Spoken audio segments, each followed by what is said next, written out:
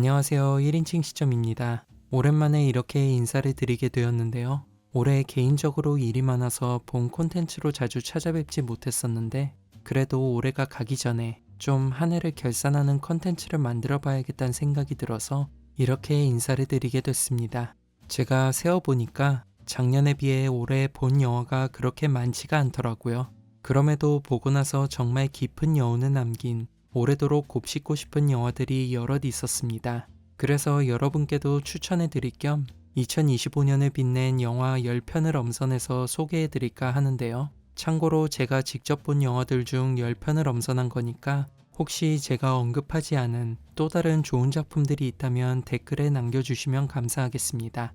가장 먼저 소개해 드릴 작품은 우리에게 Now You See Me, 소셜 네트워크 등으로 유명한 제시 아이젠버그가 연출과 주연을 맡은 영화 리얼페인입니다.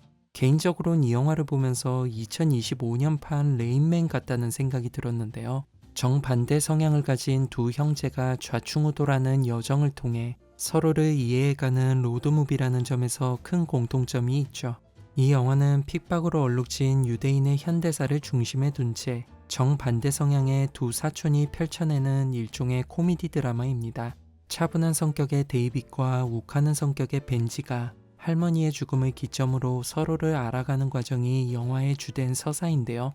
이 영화에서 주목할 점은 바로 아픔을 직면하는 한 민족의 양면성입니다. 앞서 말한 것처럼 두 캐릭터의 다른 성격은 결국 다른 결의 삶에서 비롯된 결과입니다. 가정이 많고 지켜야 할 게 많은 데이빗, 반면에 그렇지 않은 벤지. 이렇게 극명한 차이는 결국 원인과 결과가 분명한 역사조차도 각기 다른 개인의 역사에 맞닥뜨리는 순간 다채로운 반응을 이끌어낸다는 걸 보여주죠. 어쩌면 제목처럼 두 사람에게 진정한 고통은 각자의 삶에서 빚어진 비극을 홀로 감내하는 것이 아닐까 싶은 생각도 드는데요. 그렇기에 핏줄로 이어진 동행을 통해 이를 함께 나누며 새로운 역사를 써내려 가자는 게 바로 이 영화가 말하고자 하는 핵심이 아닐까 싶습니다. 이런 메시지만큼이나 제시 아이젠버그와 키어런 컬킨의 연기도 돋보이는 작품이니 꼭 한번 보시는 걸 추천드립니다. 두 번째는 대중문화의 아이콘이자 위대한 문학가인 밥 딜런의 연대기를 다룬 영화 컴플리트 언노운입니다. 밥 딜런 역을 맡은 티모시 샬라메가 엄청난 시간과 공을 들여 밥 딜런의 사상과 행동을 체득한 만큼 섬세한 연기가 돋보이는 작품이죠. 무엇보다도 이 영화가 배경으로 삼고 있는 1960년대 미국이 기성에 저항하는 시대였다는 점에서 주류와 타성에 젖어 있던 미국 음악 문화의 반기를 들며 새로운 지평을 연 밥 딜런의 숨겨진 이야기가 굉장히 통렬하게 다가옵니다. 특히 영화의 시작과 끝을 담당하는 노래 Like a Rolling Stone은 엄혹한 냉전 시대에 맞서 평화와 자유를 노래했던 밥 딜런의 신념을 고스란히 보여주죠. 부유한 인물의 몰락과 고독을 통해 풍요와 위선의 시대에 안녕을 고하고 혼돈의 시대 속에서 방황하는 청춘의 소외감을 절절하게 담아낸 이 노래의 무게감을 적절한 템포와 섬세한 음색으로 풀어낸 티모시 샬라메의 연기가 단연 발군인 영화이기도 하죠. 현대 대중음악사의 흐름을 뒤바꾼 밥 딜런의 숨겨진 이야기가 궁금하시다면 이 영화를 한번 보시는 걸 추천드립니다. 세 번째는 웨스 앤더슨의 패니키한 스킴입니다. 개인적으로는 웨스 앤더슨의 작품 중 가장 격렬한 서사를 자랑한다고 생각하는데요. 주인공 자자코다는 부유한 사업가로 자신이 저지른 일의 업보를 목숨으로 치러야 할 상황에 놓인 인물이죠. 고민 끝에 그는 자신의 재산을 수녀원에서 수련 중인 딸 리즐에게 상속하려고 합니다. 영화는 초반부부터 이런 자자의 모습을 통해 수단과 방법을 가리지 않고 후대에게 부를 물려주며 자신이 쌓아온 부와 명성의 영속성을 지키려는 기성세대의 무모함을 보여줍니다. 그러면서도 흥미로운 건 영화가 진행될수록 자자는 점점 무력을 내려놓고 영적인 세계에 의탁하는 반면 리즐은 장신구를 하나씩 늘려가며 세속에 대한 욕구의 싹을 틔운다는 겁니다. 그렇게 영화는 두 사람의 양면성을 조화롭게 대비시키며 세대의 간극을 절묘하게 메워가죠. 그리고 언제나 죽음의 목전에서 살아남은 자자의 위태로운 일상이 서서히 평범한 삶으로 전환되는 모습은 역설적으로 비로소 죽음에 가까워지는 한 세대의 소멸을 상징하면서도 이렇게 해야 생명력을 얻을 수 있다는 기성세대의 순리를 보여주는 것만 같습니다. 특히 이 모든 서사를 설득력 있게 전달해준 베니시오 델 토로의 연기도 인상적이죠. 평소 웨스 앤더슨의 작품을 좋아하셨다면 페니키안 스킴도 후회 없는 선택이 될 거라 생각합니다. 네 번째는 박찬욱 감독의 어쩔 수가 없다입니다. 개인적으로는 박찬욱 감독이 기존에 보여줬던 강렬한 서사나 전위적인 메시지에 비해 파괴력은 다소 약한 작품이란 생각이 들었는데요. 그럼에도 현대 한국 사회가 직면한 노동시장의 구조적 폐해를 유쾌하게 그려냈다는 점에서 굉장한 의의가 있는 작품이란 생각이 들었습니다. 재취업을 위해 경쟁자를 죽여야 한다는 설정이 다소 비현실적이긴 하지만 이 서사를 한 개인의 절박한 내면에서 펼쳐지는 자아 충돌의 모습이라 생각하면 꽤 흥미롭게 다가오는 부분도 있죠. 제목처럼 주인공 만수가 모든 범죄를 정당화하는 수단으로 어쩔 수가 없다는 자기 최면을 끌어오며 경쟁자를 잔혹하게 제거해 나가는 모습, 그 과정에서 체현되는 한 가정의 심리적 붕괴가 영화가 진행될수록 멋진 시너지 효과를 내기도 합니다. 그리고 블랙 코미디라는 장르적 특성에 맞게 군데군데 배치된 농담과 슬랩스틱이 가라앉는 분위기를 중화시키며 박찬욱 특유의 유머 감각을 느낄 수 있게 해주죠. 개인적으로는 올해 개봉한 한국 상업영화 중에선 빛을 발한 몇 안 되는 작품 중 하나라는 생각이 듭니다. 다섯 번째는 요르고스 란티모스의 부고니아입니다. 장준환 감독의 지구를 지켜라를 리메이크한 영화이기도 하죠. 요르고스 란티모스 특유의 그로테스크한 연출력이 돋보이는 이 작품은 사실 원작과 크게 다를 바는 없습니다. 하지만 음모론을 중심으로 고용주와 노동자 사이에서 펼쳐지는 외계인 논쟁은 작금의 현실을 연상케 할 만큼 첨예한 논리 공방을 보여주죠. 더불어 화학폼의 기생에 살아가는 인간 사회와 자연을 대변하는 꿀벌 사회의 대립구도를 통해 지구라는 공간을 인간 위주의 인식에서 더욱 확장시키는 모습도 보여줍니다.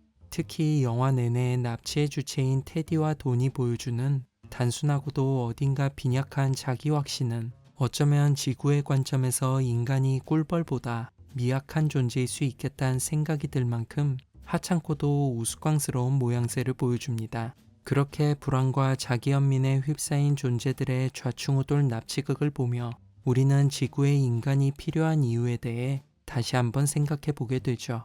그것만으로도 이 영화의 등장은 참으로 시의적절하다는 생각이 듭니다. 여섯 번째는 인도의 여성 감독 파얄 카파디아의 우리가 빛이라 상상하는 모든 것입니다. 이 영화는 현대 인도 사회 속 여성들이 직면한 문제를 세 갈래로 나누어 정교한 교집합을 만들어내는 감독의 연출력이 돋보이는 작품입니다. 가족과 떨어져 있는 여자, 연인과 함께할 수 없는 여자, 그리고 살 곳이 없는 여자의 삶을 인도에서 가장 번잡한 도시인 뭄바이 한가운데에 떨어뜨리며 수많은 패당과 악습으로 얼룩진 혼돈의 도심에선 그녀들의 꿈과 일상이 결코 보호받을 수 없다는 걸 보여줍니다. 도시의 낮과 밤은 화려하지만 그만큼 개인의 삶은 그 이면만큼이나 어두워질 수밖에 없다는 걸 상징하는 것처럼 말이죠. 그런 면에서 세 여자가 뭄바이를 떠나 도착하는 도시 라트나기리는 조용하고 소박한 만큼 개인의 삶이 더욱 도드라질 수 있는 곳입니다. 결국 이 도시를 통해 영화는 사람들은 화려한 도시를 쫓지만 그 속에서 진정한 자신의 욕구와 안정감을 찾긴 어렵다는 걸 보여주죠. 항상 빛이라 믿어왔던 것이 사실은 가장 어두운 것일 수도 있다는 영화의 메시지가 세 명의 여성 노동자의 삶을 통해 아주 세밀하게 드러난다는 점에서 이 영화의 가치는 충분하다는 생각이 듭니다. 일곱 번째는 연상호 감독의 얼굴입니다. 무릇 좋은 영화는 제작비가 아닌 좋은 시나리오와 연기에서 나온다는 걸 증명해 보인 영화라는 생각이 드는데요. 40여 년 전 청계천 의류공장을 배경으로 플래시백 구조를 취하고 있는 이 영화는 성장과 발전에 미쳐있던 한국의 1970년대를 조명하며 그 속에서 왜곡된 시선으로 뭉친 집단 문화가 한 개인을 어떻게 괴물로 매도해 가는지를 보여줍니다. 주인공이 앞을 보지 못한다는 영화의 중심 설정은 개인의 힘으로는 자신이 살아가는 시대의 참모습을 제대로 볼 수 없다는 은유처럼 다가오는데요. 이런 무기력한 한계 속에서 영화는 끝내 진실을 마주하지 못하는 개인의 비극, 그리고 그 비극이 후대에게 전승되며 어떤 아픔을 남기는지 처절하게 보여줍니다. 한국의 현대사가 외면했던 얼굴, 그 얼굴을 끝내 볼 수 없는 또 하나의 얼굴이 병치되는 이 영화의 구조만으로도 굉장히 인상적인 작품이라는 생각이 듭니다. 여덟 번째는 브래디 코베 감독의 브루탈리스트입니다. 개인적으로는 OTT의 물결 속에서 왜 아직도 우리에게 시네마가 필요한지를 증명한 걸작이라는 생각이 드는데요. 단순하면서도 웅장한 건축의 정수를 보여주는 브루탈리즘을 건축가 라즐로 토스의 시선에서 묵직하게 그려냈죠. 영화 속 라즐로는 헝가리 출신 미국 이민자로 그에게 건축을 의뢰한 해리슨으로 위시되는 미국 본토의 부유한 백인 사회의 과시적 열망을 구현해내는 인물입니다. 이 영화에서 흥미로운 점은 실용적인 목적이 강한 브루탈리즘 건축이 라즐로와 해리슨의 욕망과 뒤얽히며 상징성이 더 강하게 비춰진다는 겁니다. 개성이 드러나지 않는 게 브루탈리즘 건축의 특징이지만 라즐로가 건축을 해나가는 과정을 보면 당시 미국 사회에서 이민자들이 겪어야 했던 수많은 아픔이 고스란히 묻어나죠. 그래서인지 숱한 오욕을 견디며 건축물을 완성하는 라즐로의 모습은 화려함으로 치장된 아메리칸 드림의 적나라한 실체를 보여주는 건 물론 수단과 방법을 가리지 않고 건축가로서의 가치를 증명해 보이고자 했던 라즐로의 뜨거운 욕망을 상징하는 것처럼 보입니다.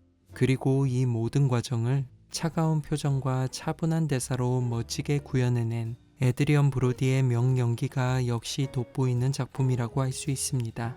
개인적으로 이 작품은 오래도록 고전으로 회자될 작품이라는 생각이 드네요. 아홉 번째는 이란 영화의 거장 자파르 파나히의 신작 그저 사고였을 뿐입니다. 삐그덕거리는 소리와 함께 되살아나는 개인의 오랜 트라우마, 여기서부터 촉발되는 주인공 바이드의 브레이크 없는 질주는 고문과 억압으로 얼룩진 이러한 현대사의 어두운 이면을 바라볼 수밖에 없게 만들죠. 특히 흥미로운 건 바이드에겐 고문한 정체에 대한 단서가 오직 소리밖에 없다는 점입니다. 고문을 당했다는 건 명백한 사실이지만 그 과정이나 배우가 어떤 형태인지에 대해선 알지 못하는 현실이죠. 그렇게 영화는 억압 전후의 모든 과정에서 피해자들은 실체를 밝혀낼 힘이 없다는 걸 적나라하게 보여줍니다. 그래서인지 바이드가 에그바를 납치하는 과정은 굉장히 엉뚱하면서도 슬프게 다가오죠. 바이드는 물론 그와 함께 고문을 당했던 사람들조차 고문한 존재에 대해선 소리 말곤 어떤 것도 알지 못하는 현실, 그 현실이 몸담고 있는 이란 현대사의 민낯을 조명하는 자파르 파나히의 연출력이 돋보이는 영화 그저 사고였을 뿐, 아직 못 보셨다면 꼭 한번 보시길 추천드립니다. 대망의 열 번째는 폴 토마스 앤더슨의 원 배틀 애프터 어나더입니다. 개인적으로는 폴 토마스 앤더슨의 작품 중 가장 파괴적인 폭발력을 보여주는 영화라는 생각이 듭니다. 기성사회를 전복하고자 하는 혁명 세력, 그 세력에서 태동한 새로운 세대, 그리고 그 모든 것들을 잠재우고자 하는 무장 세력, 이 세 갈래가 서서히 속도를 높여 격렬하게 충돌하는 모습에서 영화는 혁명이라는 허상이 빚어내는 모순과 그 모순의 자아를 의탁한 채 수십 년의 세월을 허우적거리는 인간군상의 우스꽝스러운 모습을 맛깔나게 조명하죠. 그러면서도 그 반대급부에 존재하는 엘리트 집단의 왜곡된 정신과 미사역으로 가득 찬 일장연설은 혁명 집단의 역동성과 대비되며 마치 생명력을 상실한 존재처럼 보입니다. 그 어떤 변화도 원치 않으며 현상 유지에만 급급한 권력의 폐쇄성은 그 권력의 수족이 된 스티브 록조의 거친 행동력과 뒤얽히며 오묘한 모습을 자아내죠.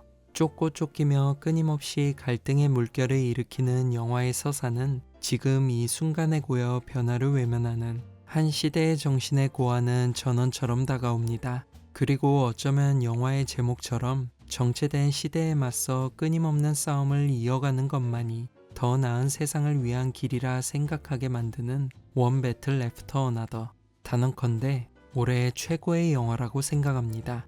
자, 이렇게 2025년을 빛낸 영화 10편을 살펴봤습니다.